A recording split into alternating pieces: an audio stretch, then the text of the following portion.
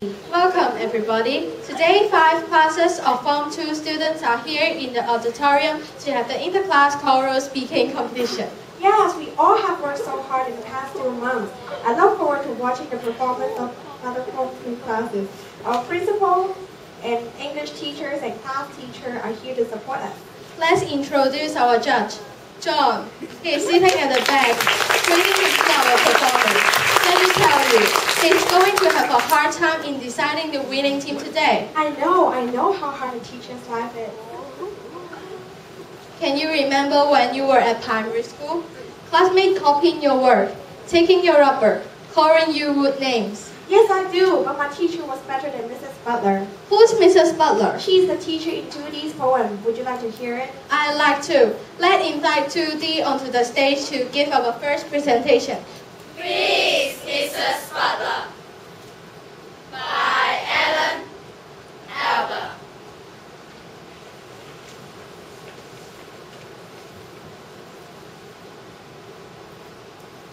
Please, Mrs. Butler, this boy, very true, keeps copying my work, miss.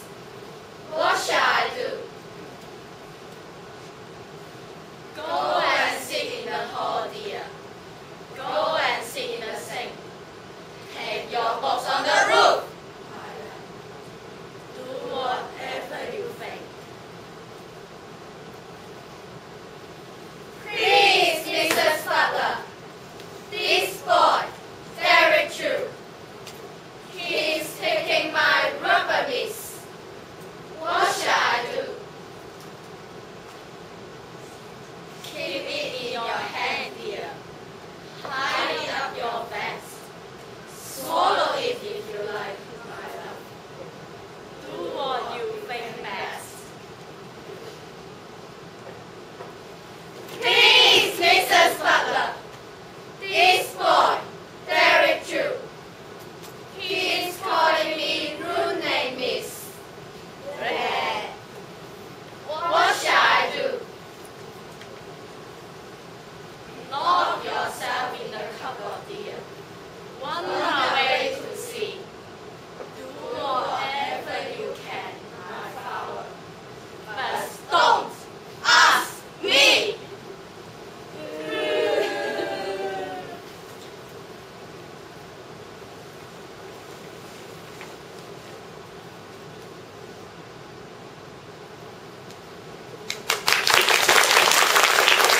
Thanks, 2D. Sounds like trouble at school. True, but there's trouble at home too. Well, young kids are always getting into trouble. Oh, it's nothing to do with kids. See if you can see who is in trouble this time. Okay, let's invite 2B onto the stage to perform Death's Hiding in the Shed by John Foster. 2B! That's hiding in the shed by John Foster. That's hiding in the shed. He's made me sweat. Not to tell Mom. That is hiding there. She was having a lie down.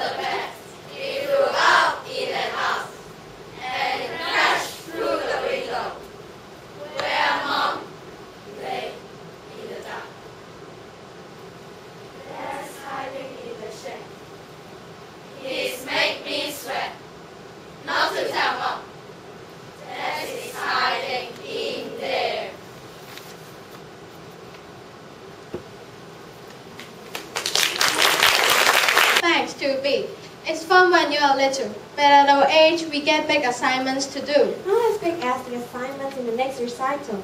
Have you ever heard of a Jabberwocky? No, what is it? It's a huge bird with big teeth and claws. The boy in this poem has to find and kill the Jabberwocky.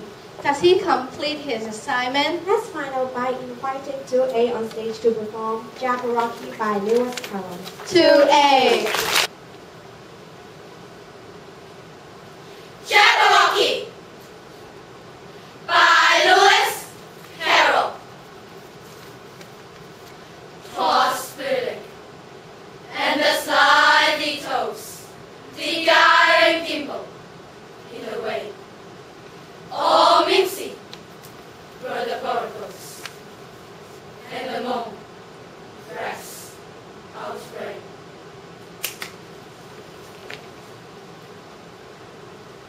Beware the Jabberwock, my son. The jaws that bites, the claws that catch. Beware the chop bird, and shun the frumious bandersnatch. He took his vorpal saw in hand. Long time the man for his soul. So rested he by the tum-tum tree, and stood a while in thoughts.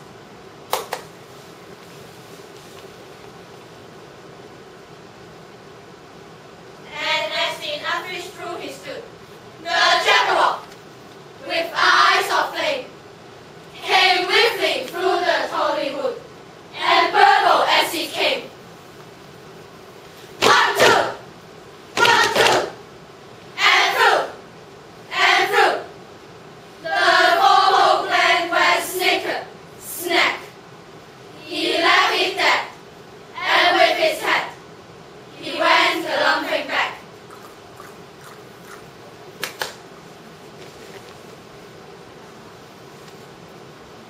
And hast thou slain the Jabberwock?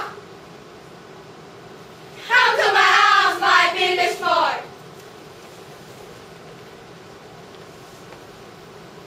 Oh, fetches day, hello, Calais!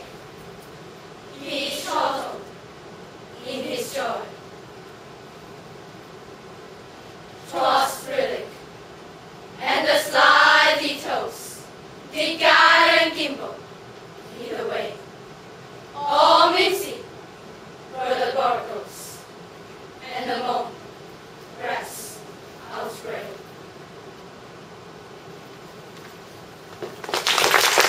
Thank you to A. Well, that was a very stressful task. How can a person stay cool with so much responsibility? I guess advice from older ones can help. I think you're right. In fact, 2C have some good advice in the poem, If, by Woodyer Flipling. Sounds good. Let's invite them on stage. 2C! If, by Rudyard Kipling. If you can keep your head when all about you are losing theirs and blaming it on you. If you can trust yourself when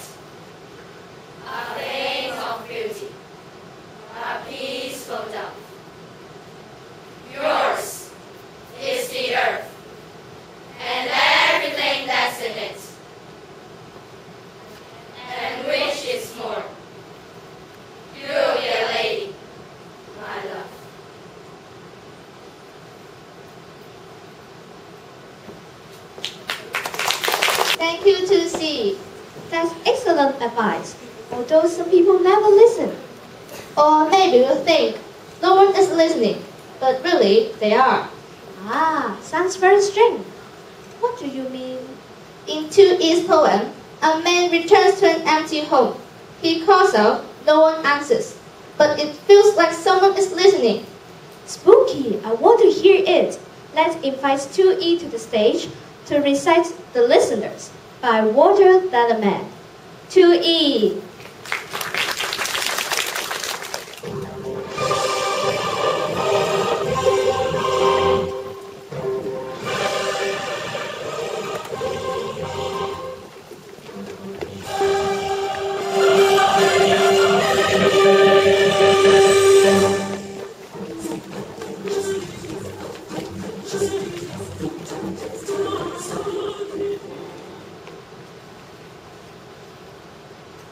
The Listeners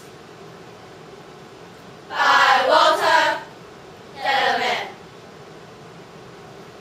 Is anyone there? Said the traveler, knocking on the moonlit door, and his horse in the silence tramped the grasses of the forest's ferny floor. And a bird flew out of the turret about the traveler's head, and he smote upon the door again a second time. Is anybody there? He said. But no one descended to the traveler. No head from the living still leaning over and looked into his great eyes where he stood, perplexed and still. But only a host of phantom listeners that dwelt in the long house there stood listening in the quiet of the moonlight to their voice from the world of men, stood throwing the faint moonbeams on the dark stair that goes down to the empty hall, hearkening in an air stirred and shaken by the lonely traveler's call. And he felt in his heart their strangeness, their stillness answering his cry, while his horse moved, cropping the dark turf, neath the star and leafy sky. For he suddenly smote on the door even louder, and lifted his head. Tell them I came, and no one answered.